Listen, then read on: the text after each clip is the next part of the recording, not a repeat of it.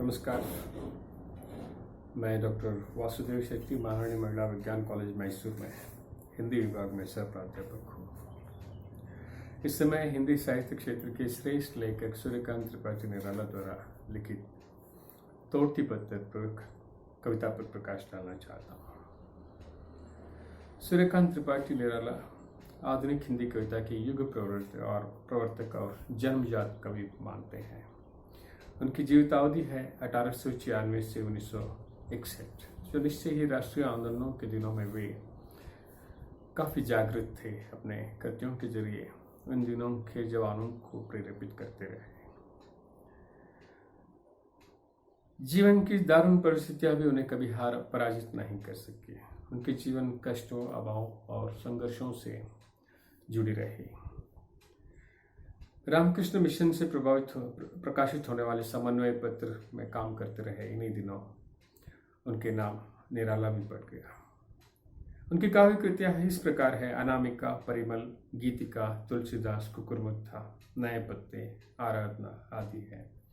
इनके अतिरिक्त चतुरी, चमार, कुल्लीभाट, निरुपमा, अलखा, अप्सरा आदि उपन्यास एवं समालोचना है। निश्चय ही निराला जी हिंदी साहित्य के श्रेष्ठ लेखकों में से एक है। प्रस्तुत उनके द्वारा लिखित तोड़ती पत्थर एक अर्थपूर्ण कविता है, जिसमें कवि श्रमिकों के प्रति अपनी संवेदना व्यक्त करते हैं। वह तोड़ती पत्थर देखा उससे मैंने इलाहाबाद के पथ पर, वह तोड़ती पत्थर। इलाहाबाद शहर में पत्थर तोड़ने वाली महिला जो उनके सामने है, उसके बारे में वो लिखते हैं। दोस्तों, इलाहाबाद भारत के इतिहास में एक अलग ही महत्व रखती है। गंगा, यमुना, सरस्वती जो 3 नदियों का संगम भी करीब है।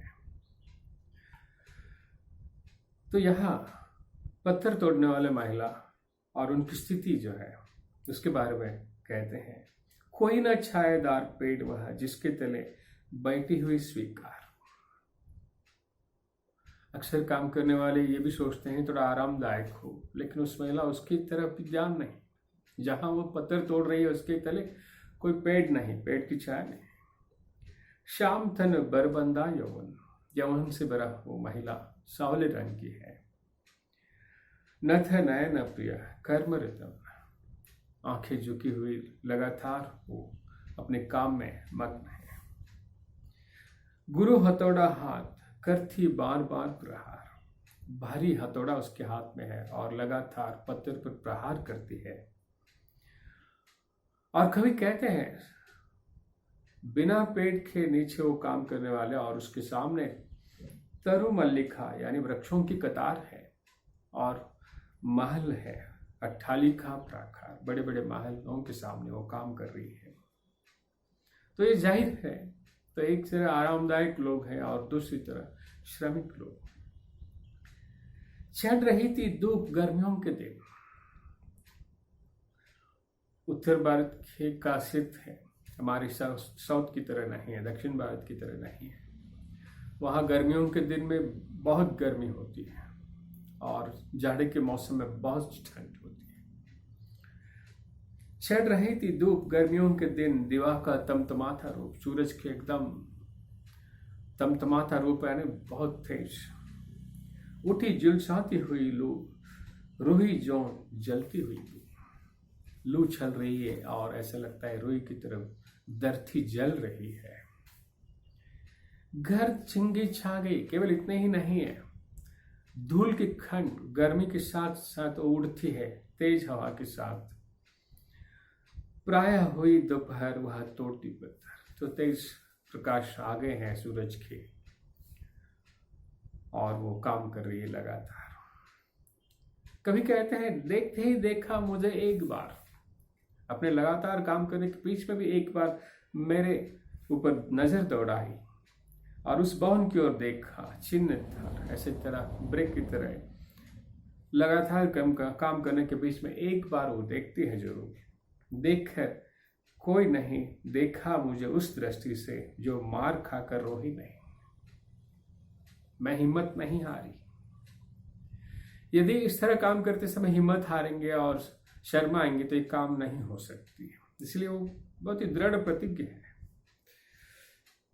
जो मार खा रोई नहीं, सजा सहज सितार, जो सहजी वादन की तरह। सुनी मैंने वह नहीं ज्योति, सुनी झंकार, एक क्षण की बात वह कांपी सुनार। सो सुंदरी, लेकिन ये तेज धूप के कारण एक क्षण कांपती भी है। उसकी सुंदर चेहरा कांपती है और माथे से पसीना गिरती है।